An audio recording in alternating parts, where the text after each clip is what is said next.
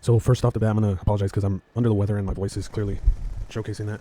And I got inspired to make this video because I got the new iPhone 17, not the Pro Max, but the 17 Pro, and I actually really enjoy the UI. It does look very classical in its, we're used to the shapes of the apps being the same, rounded off corners, but it has this gorgeous, hold on, it has this gorgeous, like water type of effect. I'll show it on the up close when I record it. But and I was thinking that this inspires me to talk about how to innovate as a, even if you have success, like how Apple has had constant success since the mid 2000s, since the iPhone onwards. And they tried maybe 2 years ago this Apple Pro Vision that you see, and it didn't take off like the iPhone because it didn't disrupt industries and technologies that were being derivative. And the iPhone was able to do that, where the Vision Pro Max didn't, and it didn't really solve any issues. It just kind of grafted onto what has already been on the market, and that's why on top of it, it was like $3,500. And excuse me, and there was no mass adoption of it. It just kind of was hyped for like a week and then went away. The only guy I saw talking about it was like Cassidy Campbell. He wore it, and like the black guy who does all the tech stuff, Mark Lee Brown or whatever. But the iPhone was able to disrupt not just the camera industry, not just the phone industry, not just the music industry, but everything. It became a lifestyle product that encompassed all the extras that you can, like a calculator, notes taking, home calendars and stuff. It put into one phone, and it was so cohesive.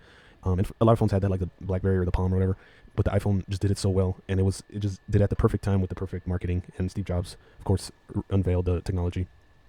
And we saw attempts with all these companies like Amazon doing these lifestyle products like Alexa. I remember the Google Home. I still believe they sell it. And how companies like Apple could innovate is create a product that is able to seamlessly take all the issues that a lot of people have, like with diet and exercise and all these things and organization, and put in a product. And I'm thinking with all this AI technology that can create videos so quickly and so professionally, it would be very helpful if they created some sort of apparatus or some sort of technology that could follow you around and document your life without you having to pull out and be all encumbered with recording, because everybody's a social media person, right? The best technology they can make would be some sort of orb or some sort of bracelet or something that's following you and capturing you in 3D space and recording the ambience, and using the AI technology, rendering like movies of your life constantly.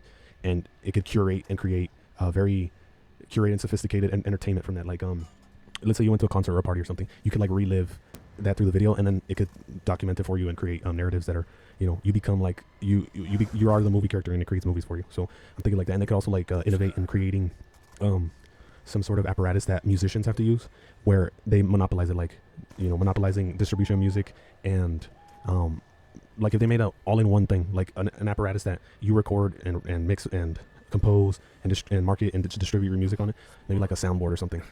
And obviously that would be pricey because it would have a lot of technology on it. But I'm just spitballing ideas because things like the Apple Pro Vision, or whatever, I always get confused, the Pro Vision Max or whatever the hell it's called. I like it. I wouldn't mind having one, but I probably would never buy it. They're like $3,500, and then I've seen pairs for like higher, because I think it'll obviously get like a niche following, cult following in some years, because they are cool, but I mean they had problems, like it gave people headaches. They're too expensive. I mean, you don't really need it. Like you need an iPhone more so than you need this. I mean, you don't need the iPhone, but you know what I mean. You need a phone more than this. So I mean, I've been thinking of making a video about this because it was clear they wanted to hit like a new iPhone, but they're just missing the reason why the iPhone was so groundbreaking. And something that's more personal for me is in the artistic endeavors, like drawing. I draw sneakers, and my best designs lately have been, I'm going in places where I would have never gone because I'm breaking my rules. I'm breaking rules that I've had, and that's what leads to my most favorite designs, because I've been sketching shoes and drawing shoes for like over a decade now. And you guys will see eventually, like 2 years from now, the latest design, and then the 2018 this year, and then the 2019. And then you guys will see, and I'll be updating with documenting some of the construction of those. And but yeah, the best designs are like going places where you think are taboo, but just be playful, be spontaneous. And once you get to the Apple level, they're just sustaining. They don't want to lose they become a dragon. They don't want to lose that gold they accumulated. They don't want to lose that success. They have $3 trillion of net worth in Apple, right? So they're just sustaining. They can't be revolutionary in creating a new iPhone, but I mean they attempt it.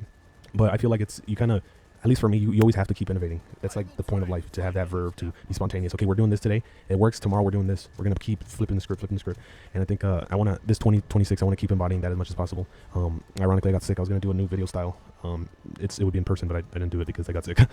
Well, whatever. I was kind of procrastinating on it. But yeah, I feel like you can't rob your ethos by being safe, because we saw, or at least it's very well known in like YouTube and shit on the internet, that Blockbuster robbed themselves of billions because they decided to just keep that cash cow safely operating, right? They just wanted to collect rental fees on their DVDs. Meanwhile, Netflix was like, oh, we just need like $1 million from you, and they're like, no, you would destroy our industry. And they played it safe, and look what happened. So I think that's not for no reason. So I think this is the last of this video, and I'll probably I think another point is that I kind of got granular with artistic things. That's more of artistic rule that break rules Like breaking a rule is a rule, But there's also another way for me. Like I don't have success in music. I don't have success with my sneakers yet. I mean, for good reason. In the sneakers, at least. One way is to like figure out how you can incentivize support. Like people don't support me. How can I incentivize some passerby to support me? And I have like an idea now, and I'm gonna be working on that here this 2026. Towards the end of summer, it's gonna be an app that hopefully will have value for people, and it'll incentivize them to support my music and sneakers and whatever other fashion thing I do. So that's more of a ethical expression of an idea where you can innovate constantly. Like how can we go to the drawing board and say, how can I incentivize support in this product we're offering? That idea as an ethos for your brand will always bring success. I think you just have to employ the work. So there's that.